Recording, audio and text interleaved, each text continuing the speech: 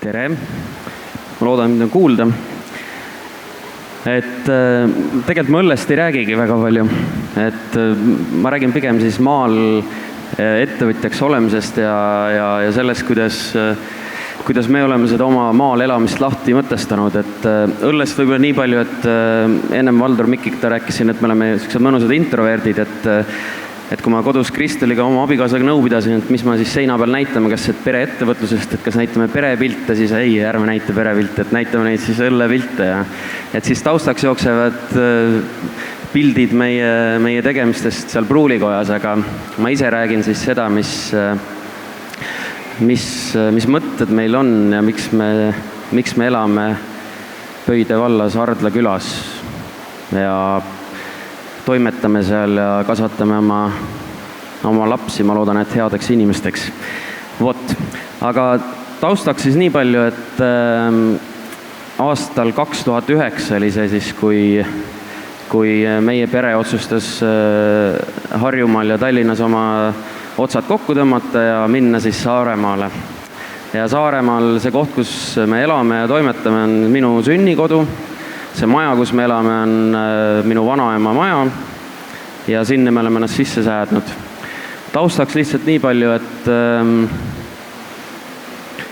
et mina siis olen Saaremaalt ja Kristel on Võrust ja ütleme niimoodi, et me ei ole arutanud, et me võiks minna Võrru või Võrumaale. Küll aga korduvalt on teemaks olnud see, et me võiks minna ja elada Saaremaal ja toimetada seal. Ja 2009 siis tekkis selline mõnus hetk, kus oli võimalik siis selle ratta pealt maha astuda, mis meidki oli haaranud, et töö, karjäär, leasing-laen, et võtsime otsuse, et praegu on paras hetk proovida, et äkki saab teistmoodi ka. Ja see oli täpselt see hetk, kus meil sündis esimene laps ja tütar Meele, et võtsime aja maha. Ütlen ausalt, jätsime kõik uksed lahti. Et kui läheme Saaremaale ja midagi välja ei tule, siis tuleme järgmine kevad või siis, kui vanema hüvitis lõpeb, siis tuleme kribinal-krabinal Saaremaalt siis mandrele tagasi. Reaalsus oli see, et meile meeldis, väga meeldis. Ja mul oli ääretult põnev töö ka Saaremaal, tõesti, ütleme, mul tohutult vedas, et mul oli võimalus teha 5 aastat väga lahedat tööd. Ja vahest käib piltide pealt läbi ka, et meil ühe õlle nimi on Kaamos, et ma räägin selle loo ka kohe ära, et kui ma ütlesin, et me jätsime uksed lahti, siis Saaremaal ja üleüldse maal elamisega, et tavaliselt külalised käivad suviti, kui puhkused on. Ja siis tundub kõik hästi ilus ja roheline ja seda halli ja pläga ja läga ja seda on hästi vähe ja tee on kõva ja tugev ja ei ole seda tunnet, et auto kohe poriseks saab ja kuidas ma siis lähen linna ja siukse autoga, et siuke meeletut idülli on ja kõik õhkavad, oi kui kaunis, oi kui ilus, teil on siin ülimõnus ja lahe. Et me soovitame siis ikka kõigile, kes ütlevad, et ennem kui hakata siin kiitma, siis või mõtlete, et võiks ka, siis proovige üks talv ära kõigepealt. Et siis on teil nagu aimdus, et mis see talv on ja meie kogemus oli see, et see hallus ja Kaamos on ikka väga mõnus. Ja see on jälle see, et me oleme vist seda tüüpi, et meile, ma ei tea, kas meeldib, aga et me oskame siis üksi olla või sobivad, oma mõtted sobivad päris hästi. Et kannatame ennast välja ja võib-olla see ongi selline maal elamise üks kriteeriumitest, et sa pead iseendaga leppima. Et meil läks minul vähemalt väga hästi ja ma ei ole kuulnud, et Kristel ka nuriseks. Ja siis meil olime tegelikult ikkagi lõhkise küna ees, et me elame 60 kilomeetrit Kuressaarest, kõik võimalikud palgatööd, mis Saaremaal teha võiks ja mis meile sobiks, on suhteliselt tõenäoliselt oleks neid võimalik teha Kuressaares. Meil oli siis aastal 2011, siis 2 aastat pärast Saaremaal kolimist sündis teine laps. saime natuke pikendust jälle sisseelamise aega ja siis mõtlesime, et reaalsus on ikkagi see, et kui meil see Saaremaa elu ja tervitused, et kui meil Saaremaa elu ikkagi meeldib, et siis me peame midagi ette võtma, et see kesta võiks. Ja hakkasime vaikselt kettrama mõtet, et mis see siis iseendale töökoha loomise mõte võiks olla ja kuidas selle tegema peaks.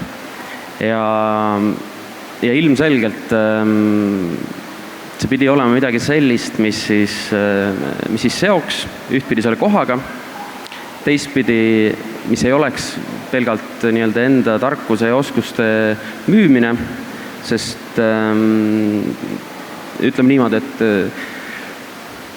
vaadates omi häid sõpru tuttavaid, siis ühel hetkel sa saad aru, et neid oskusi ja tarkust on lihtsam ja parem ja otstarbekam pakkuda ja müüa seal, kus on selleks tarbijaid. Ja seal meie kodu ümber neid väga palju ei ole. Ja siis me jõudsime selleni, et tuleb meiega toota ikkagi. Ja tol hetkel siis käsitööõllede buumist ei olnud veel juttugi, küll aga on Saaremaa õlle tootmise mõttes tuntud ja hea kuvandiga ja pudeldatud kohalikku õlut ei olnud võimalik saada. Me jõudsime siis selleni, et see peab olema siis õlu.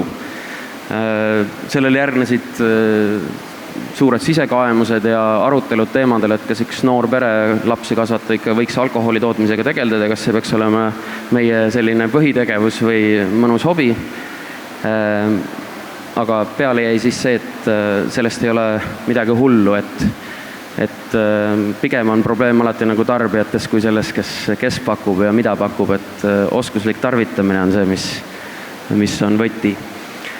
Ja nii ta jäi siis õlle tegemine, et meie selliseks väljundiks, mida me otsustasime siis ellu viima hakata. Ja see aasta oli 2012, kui me siis käima lükkasime. 2013 aprillis oli meil pruulikoda püsti ja 2014 märtsis olid meil lõpuks paberid korras, nii et tänaseks päevaks on Sipa üle aasta siis õlut müünud ja toimetanud. Mida võiks öelda siis selle aasta järg, et tänaseks päevaks siis meist kumbki ei ole enam palgatööl kuskil mujal, toimetame oma ettevõttes. Meil on sündinud ka 3. laps vahepeal ja see on väga viljakas keskkond selles mõttes, et soovitan kõigile, ja me oleme oma keski arutanud, et ilmselgelt meil tõenäoliselt Harjumaal nii suurt peret ei oleks, kui me oleks jäänud siia. Et siin on ikkagi mõtted olid muude asjade juures kui selle juures, et mis siis maha meist jääb ühel hetkel ja kas meist ikka kummaski on midagi sellise loojat ja tegijat, mis võiks siis rahvale ja ühiskonnale rohkem kasu ja rõõmu pakkuda kui meid lapsed. Et see on meie selline lihtne elufilosoofia, et elame lastele. Vot, ma käisin üleeile rääkimas, kutsuti Töötukassa ettevõtluskoolitusele, et rääkima, kuidas on siis alustava ettevõttel ja käivitajal, et mis mõtted tekivad, siis ma küsisin nende käest, et mis teil huvi on, kas te tahate innustust või tahate sihukest hoo maha tõmbamist. Arvati, et räägi ausalt. Et ma siis üritasin leida sihukest ausust selles loos, et ma lõin kokku, et üleeilseks oli 9. aprilliks oli pruulikodas tehtud 100 töötundi ja kuu oli siis kolmandiku peal. Et see ongi see reaalsus, et tööd ja tegemisi on palju, intensiivsus on hoopis teistsugune kui palgatööl käies.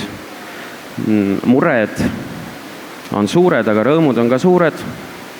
Ja ütleme niimoodi, et me väga ei looda teistele, ja see on ka ainus võimalus siis seal, kus me toimetada, et nii-öelda tagada ja kindlustada iseendi seljatagune. Ja noh, ütleme niimoodi, et me ei pelga ka muutusi või seda, et ebaõnnestumisi, ütleme siis niimoodi, et see on tohutult suur kogemus, mis meil täna juures on oma igapäeva varasematele kogemustele ja toimetamistele, et selles mõttes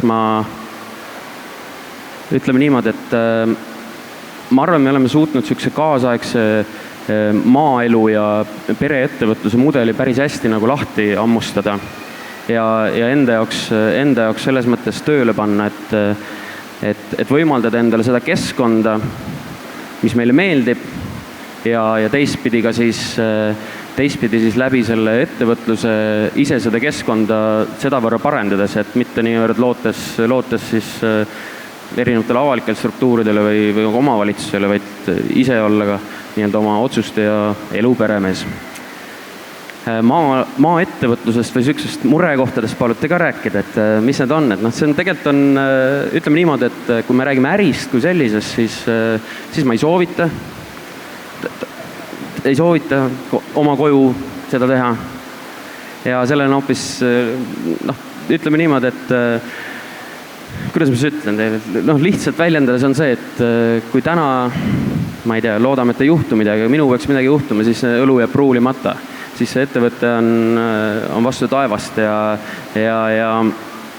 ütleme siis niimoodi, et teda ei ole võimalik realiseerida siis toimiva tootmisüksusena, sest see on põhimõtteliselt minu elutoast lähed üks koridor ja juba oledki pruulikojas, et see on nagu see külg, millel nagu tasub mõelda, et kui on äri ja ettevõtlus, siis ilmselt on mõistlik ja meie paremaid viis oma aega ja raha ja kapitali ja tahtmist ja oskusi ja paigutada. Aga kui me räägime sellisest terviklikust elamise viisist ja sellest, et olles see 100 tundi seal pruulikojas tööl, oleme ikkagi kodus ja oleme olemas nende samade oma laste jaoks, mida ma vastasel korral lihtsalt ei oleks. Et need on need väärtused, mis nagu kaaluvad üles selle, et võimalikud siis nii-öelda mitteloogilised siuksed ja mittemõistlikud äriotsused. Vot, aeg läheb nii aeglaselt. Et jah, aga võib-olla äkki siis Urmas küsida. Tulen hea meelega küsima. Räägi natukene, nagu, kuidas see nagu arutelu käis. Ma kujutan ette, kuidas Kristel oli abikaasa nimi, jah? Kuidas te istusite Kristeliga maha, hakkasite mõtlema, mis see tootmine võiks olla. Mis need teised variandid olid veel? Mis asjad need olid, mida te kaalusite või läbi arvutasite enda peas? Pigem see toimus sihukese välistamismeetodil. Nii, mis oli esimene, mille te välistasite? Lihtne sihuke loogika on, et maal tegeletakse siis põllumajandusega. Et seal tuli omad nüansid, et meil näiteks ei ole maad kuigi palju. Ja see, mis on, just ei soovi väga millekski, et on küll ilusad kivid, aga kasvavad ja kannavad vähe. Saaremaal üldiselt on niimoodi, ega seal nagu väga põllu peale loota ju ei saa, eks ju. Aga mis asjad need veel olid? Mis te nagu kaalusite? Seal, ma tean, et seal on üks sepikoda on suhteliselt lähedal, eks ju. Kui palju seal korraga tehakse ja mismoodi, aga ta töötab seal, eks, ja nii edasi. Et seal on ümberringi on ju mõned turismitalud, ma tean, on Pöide kandis ja nii edasi. Ei, selles mõttes ettevõtluse koha pealt, kui me räägime kas või sellest Ida-Saaremaa otsast, et siis tegelikult see on põnev kant, et meil tehakse laevu, vaata, meil tehakse, ma ei tea, metalliettevõtted, kes 100% ekspordivad, et see ei ole sihuke tume maa ja sihuke mutiauk, et toimub küll, aga meie konkreetne selline väljund oli nagu, ütleme niimoodi, et see lähtepunkt oli see, et seal peab olema 100% pere asi ja me peame vähemalt käivitamise hetkel suutma seda ise teha, et see kasvaks meie külge, et seal tekiks meie endi jaoks oluline tähendus ja tekiks see lugu sinna juurde.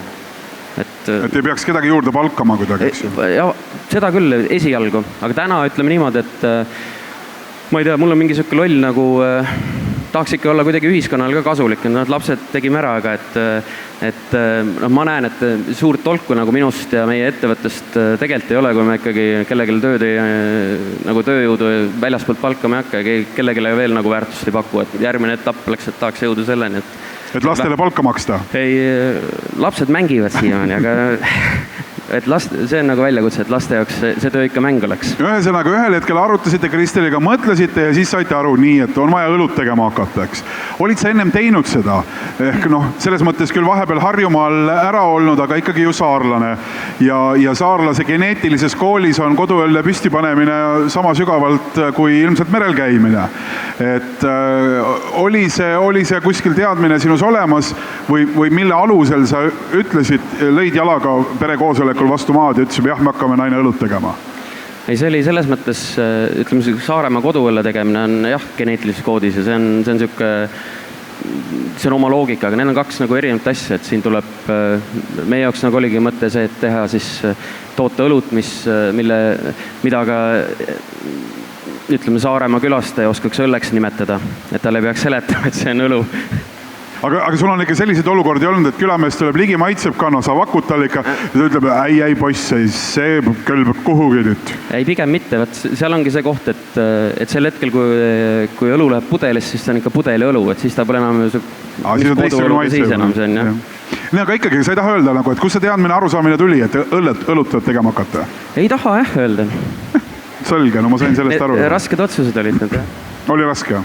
Ei olnud tegelikult. Ei olnud. Aga lihtsalt ütleme see, et ma arvan, meie õnn oli see, et meil oli hea ajastus ja ütleme niimoodi, et kui rääkida väike ettevõtlusest või sellest, et kuidas nagu toimetada, siis lihtsalt, ma ei tea, kas siin mõne pildi peal on meie pruulikoda ka näha, vist pigem mitte. Aga me toimetame vanas laudas, kivilaudas. Meil on maakivist seinad, meil on puidust lagi, ehk siis mis on tegelikult nagu selline tava toidutootmise kontekstis tundub nagu, et nii ei saa ja nii ei tohi. Et selles mõttes see on see, mis meie oskused ja meie kogemused on nagu töötada paberitega ja selleks on mind õpetatud ja seda oskust nii-öelda kasutades me seda seal tegimegi. Mis tööd sa ennem tegid Harjumaal liisingute ajal? Kohalikus omavalitsuses olin. Vallavanem? Ka seda kohustust sai kantud, jah. Mis see kui sa seda nüüd niimoodi nendid, et mis selle iseseisvaks saamise juures on olnud see kogemus, mille sa tõesti oma varasemast elust oled nagu sügavalt ära kasutanud või mis teadmised, kogetud teadmised sul aitasid seda üleminekut teha või koju tagasiminekut teha? Koju tagasimineku osas seda ma ütleme niimoodi, et kui ennist oli siin ka juttu seda, et kõik need plaanid muutuvad, ja mitte ainult plaanid, vaid keskkond muutub. Et ma ütlen seda, et 2009 elu Ida-Saaremaal oli hoopis teistsugune kui 2014 või 2015. Ja olgem ausad, ma näen tegelikult ette ka, et 2020 on ikka totaalselt teistsugune veel. Et selles mõttes, ütleme see kaasavõtmine või mis see omagi nagu selles mõttes tähtsust. Oluline see, et mida sa siit saad Harjumaalt ja Tallinnast, on see, et sa oled tunduvalt teravam, sa oled kiirem ja sa oled, ütleme niimoodi, valmis muutusteks ja reageerima. Et saarlase ja ma arvan, et see on nagu, saarlase kohta öeldakse, et kiirustab aeglaselt, et jube tiidus ja trutt on, aga meeletult venimine käib. Et selles mõttes see on nagu see kapital, et sa oled nagu valmis reageerima vastavalt vajadusele ja toimekule. Ja enda puhul ma ütlen, et minu puhul ikkagi see põhikapital on see, et ma suudan siis nii-öelda bürokraatiast aru saada, mis paberi peal seisab ja miks see seal on. Just. Mis see 5 aastaga siis Ida-Saaremaal muutub? Mis see sinu nägemus on? Kuhu suunda Saaremaa elu ja võib-olla siis sealt kuidagi laiemalt see elu Eesti maal edeneda võiks? Teistsuguseks läheb. Ahaa. Jaa. Nii, aga milliseks? Missugune see elu on teistsugune elu? Ma usun, et tuleb mingi leppimine tuleb varsti. Leppimine? Leppimine, jah. Nii? Et läheb teistsuguseks. Et leppime selles osas just, et mingid kogukonnad hakkavad ise omi asju otsustama ja hästi läheb nendel piirkondadel, kus need kogukonnad on olemas ja need toimetavad, kus nad on ise aktiivsed ja võtavad ette ja teevad. Et nad ei oota teistelt ei eestvedamist ega tagantlükkamist, et see on see koht ja ütleme niimoodi, et kui ma vaatan kas või ma ütlen, selle sama 5 aasta jooksul on minu vanematest saanud pensionärid. Ja kui ma võtan veel edasi, siis et see nii-öelda demograafiline olukord muutub veelgi, et mina üldse nagu ei muretse selle pärast. Ma ütlengi, et see on lihtsalt teistmoodi ja meil toimub leppimine ja me oskame sellise olukorraga elada ja oskame seda väärtust ja seda ilu näha hoopis rohkem. Täna me kipume igatsema võib-olla ja unistama aegadest, mis on olnud. Ja. Nii on. Pöide Pruulikojast, mis 5 aasta pärast saanud on? Loodame, et oleme suutnud püsima jääda, oma laenud, asjad tagasi maksta. Loodan, et